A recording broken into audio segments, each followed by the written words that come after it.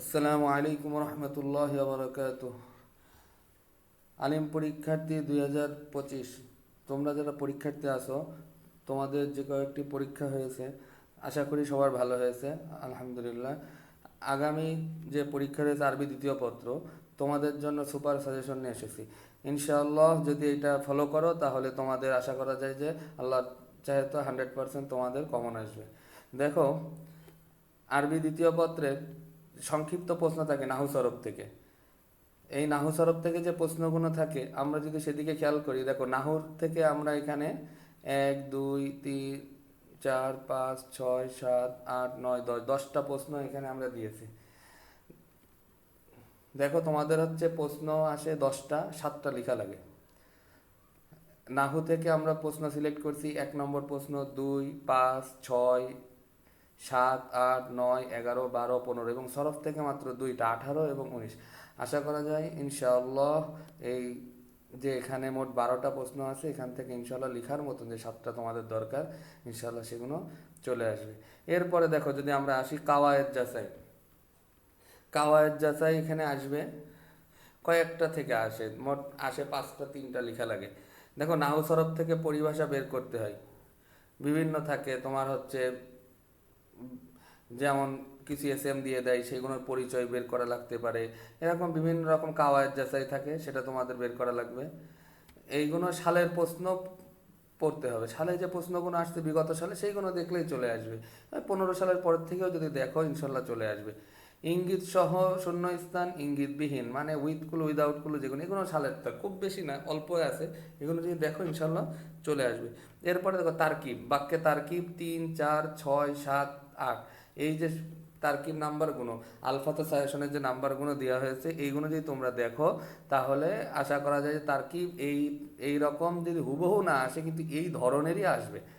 বাক্যের হরকত প্রদান, বাক্যের হরকত প্রদানের মধ্যে দেখো আও দিয়ে আছে 1 4 5 6, এই নাম্বারগুলো তোমরা ভালো করে দেখে যাওয়া।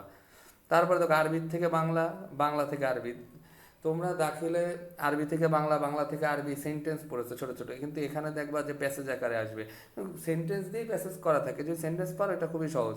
দেখো আরবি থেকে বাংলা 1 2 3 4 5 7, বাংলা থেকে আরবি 1 2 3 4 6 8।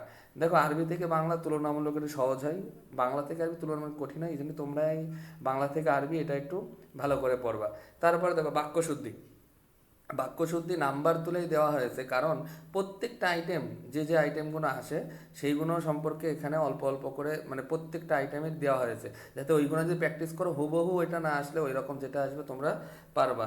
দেখো বাক্যশুদ্ধির ক্ষেত্রে 1 2 4 5 6 8 10 14 17 18 20 23 26 27 29 30 36 38 এবং 39 নম্বর যেগুলো আছে এইগুলো তোমরা আলফাতার গাইড সাজেশন থেকে দেখবা।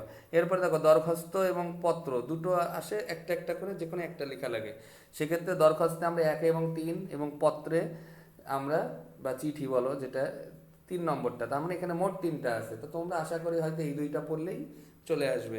তারপরে দেখো রচনা 1 2 3, এই যে 3টা রচনা আছে এগুলো পড়বা।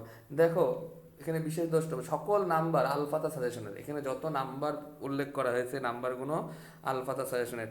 তোমরা যেগুলো আর নাহু সরফের প্রশ্ন আছে এগুলো ভালো করে মুখস্থ করবা, এবং এই যে আরবি থেকে বাংলা, বাংলা থেকে আরবি দরখাস্ত রচনা, বাকি বাক্য শুদ্ধি এবং এই যে কাওয়ায়েদ আছে এইগুলো প্র্যাকটিস করতে হবে, বেশি বেশি প্র্যাকটিস করলে তোমাদের ওইটা সহজ হবে। না হলে তোমরা যে মুখস্থ করে দাও একটু ঘোরায় আসলে তোমরা সেটার উত্তর করতে পারবা না। তো আশা করি তোমরা এটা ফলো করবা এবং তোমরা খুব ভালো করে করবা ইনশাল্লাহ। আমি আগামী পরীক্ষার আগে একটা তোমাদের বাক্যশুদ্ধি নিয়ে একটা ভিডিও নিয়ে আসবো ইনশাল্লাহ, চ্যানেলের সাথেই থাকবা, ভালো করে পরীক্ষা দেবা ইনশাল্লাহ। আসসালামু আলাইকুম রহমতুল্লাহি ওয়া বারাকাতুহু।